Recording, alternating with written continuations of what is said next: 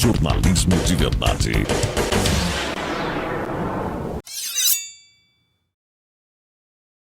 Muito se falou sobre a perseguição de Alexandre de Moraes quanto à operação da Polícia Federal na casa de Jair Bolsonaro em busca de arma e munição. E de fato, mas nas palavras do ministro do STF, o cumprimento da ação de busca e apreensão aconteceu por conta de dados divergentes apresentados pela defesa do ex-presidente. A discrepância entre as informações fornecidas e os registros existentes nos autos torna imprescindível a operação a fim de eliminar quaisquer dúvidas sobre possíveis armamentos na residência do condenado Jair Bolsonaro. Vale atualizar, uma espingarda foi localizada no Rio Grande do Sul e uma pistola estava em posse da Polícia Civil do Distrito Federal. Fabi Barroso, ele falou bonito, hein? Disse que não queria deixar nenhum tipo de dúvida em relação a essa operação e por isso aconteceu essa busca e apreensão lá na casa do Jair Bolsonaro e a Polícia Federal não encontrou nada.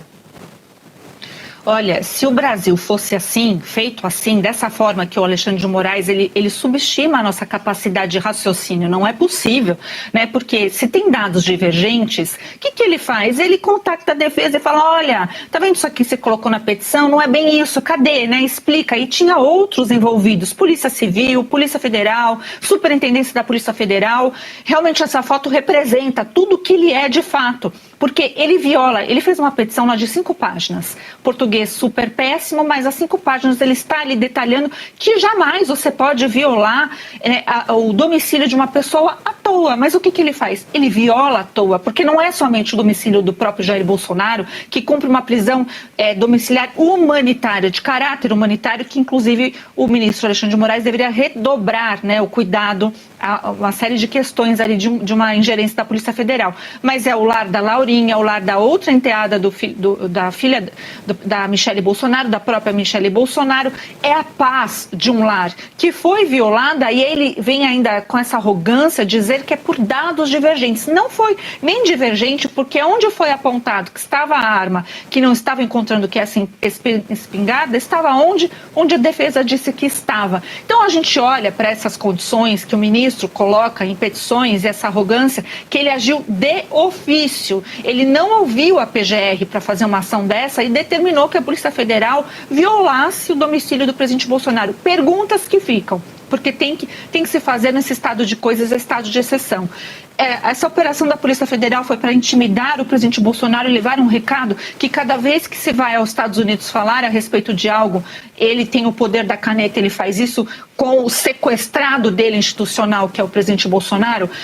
Existia, então, a tentativa de constranger, além de intimidar, mas de constranger ou de deixar algum rastro ou de averiguar outras coisas na residência do presidente Bolsonaro que não fosse a arma propriamente dita, porque o que foi dito, inclusive nos bastidores, é que, por óbvios motivos, o presidente Bolsonaro se sentiu super desconfortável e inconformado. E tem que ficar mesmo. E não me venha, como fez o Flávio Bolsonaro, falar, olha, a Polícia Federal foi muito educada. Obrigação da Polícia Federal ser. Pena que ela não tem mais aquele tato de dizer, espera um pouquinho, foram esgotados todos os meios, a gente não vê mais isso. A Polícia Federal, quando se trata de ministro Alexandre de Moraes, só faz, só cumpre. E isso um dia não vai acabar muito bem. Berenice Leite, quero te ouvir a respeito. Alexandre de Moraes justificou dados divergentes sobre o paradeiro das armas. Pois é, e na dúvida, busca e apreensão, até porque acho que ele já estava com saudade, né, de dar uma decisão como essa. Os advogados de Bolsonaro já se manifestaram, eu até mandei mensagem hoje ainda para um deles, né, para que ele possa conversar aqui conosco, prestigiar a nossa audiência, até vi ele em outros canais no dia de ontem, estou aguardando resposta, viu, doutor Paulo? Mas o fato, Geise, é que ele poderia muito bem, assim como disse a defesa de Bolsonaro, ter pedido novamente uma explicação por escrito e já estava sendo anunciado desde o dia desde a terça-feira que a tal espingarda estava nessa loja de armas, que foi um presente que Bolsonaro nunca retirou. Mas parece que faz de desentendido, né, que é só uma brechinha para poder constranger o próprio ex-presidente Jair Bolsonaro. A última vez que esteve aqui na Câmara, já usando a tornozeleira eletrônica, ele falou com toda a imprensa, acho que foi uma das últimas vezes, né, e definiu tudo isso que estava acontecendo com ele como suprema humilhação, né, uma humilhação atrás da outra. O que Jair Bolsonaro ia fazer com uma arma dentro de sua casa nesse momento, né? Caçar mais problema? É claro que não. Lembrando que existem agentes que ficam ali na porta da casa dele monitorando quem entra, quem sai, e com pessoas restritas a entrarem na casa do Bolsonaro hoje, né? A casa dele virou uma extensão do presídio. Ele não pode receber visitas, a menos que sejam seus filhos, que já são previamente autorizados. E todo mundo que entra lá tem o veículo vistoriado. É essa a rotina hoje do ex-presidente Jair Bolsonaro. O que me parece também, Geise, e eu vejo várias pessoas comentarem que as decisões desse ministro parecem ter um teor maior de vingança. E aí eu queria puxar lá no histórico, quando o Bolsonaro ainda era presidente, que ele desafiava o ministro Alexandre de Moraes, e teve uma vez que ele falou, né, sobre contratos que eram feitos com escritórios de ministros, né, e ele falava, mostre os contratos. E aí começou todo esse processo persecutório com o ex-presidente. E hoje também quem ousou, que foi um perito da Polícia Federal, né, ousou fazer um dossiê do ministro Alexandre de Moraes, hoje também está sendo perseguido, foi destituído, afastado de suas atribuições, porque... O último que sair, apague a luz. Davi Alcolumbre alega a falta de consenso e sessão desta quinta-feira destinada para a votação de vetos presidenciais é cancelada. Sem clima e sem acordo, a ação do presidente do Congresso sinaliza que o Legislativo está travado, ao menos até o recesso de meio de ano, que começa na próxima semana e termina em 31 de julho, nada será votado. Projetos a serem pautados não faltam. PEC da Segurança Pública e o fim da escala 6x1 seguem na fila. E, claro, a definição para o substituto do ex-ministro do STF, Luiz Roberto Barroso.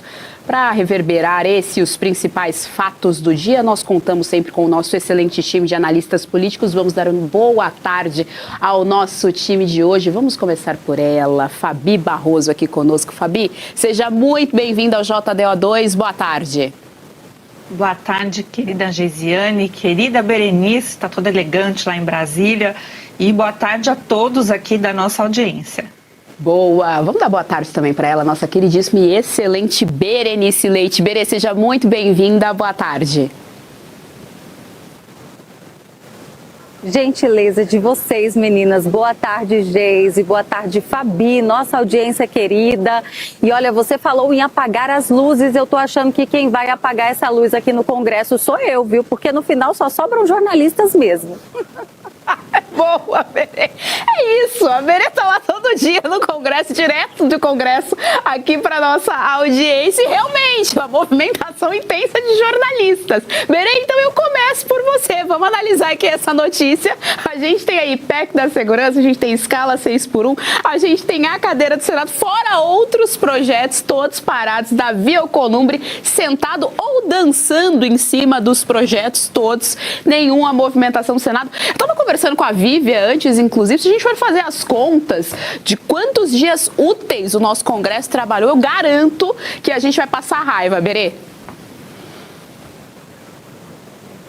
É ano eleitoral, né, Geise? Essas votações semipresenciais acabam que nada rende em ano de eleição. Muitos parlamentares sequer pisaram aqui neste ano. E quando votam, votam à distância. E olha, você falou sobre Davi Alcolumbre. Eu já havia cantado essa bola aqui junto com vocês de que não teríamos sessão do Congresso nesse semestre mais. Dito e feito, agora confirmado pelo presidente do Congresso, né? E acredito que ele não esteja sentado, esteja dançando mesmo em cima dessas pautas, porque ele está zero preocupação. Quem está preocupado mesmo nesse momento é o governo Lula, que tinha interesse em diversas pautas já terem andado antes mesmo do recesso recesso parlamentar. E aí entra, inclusive, a PEC que coloca aí fim à escala 6x1, entre outras demandas. Agora, tem um ponto muito importante nessa sessão do Congresso, que não só analisa os vetos presidenciais, como também deveria analisar a lei de diretrizes orçamentárias.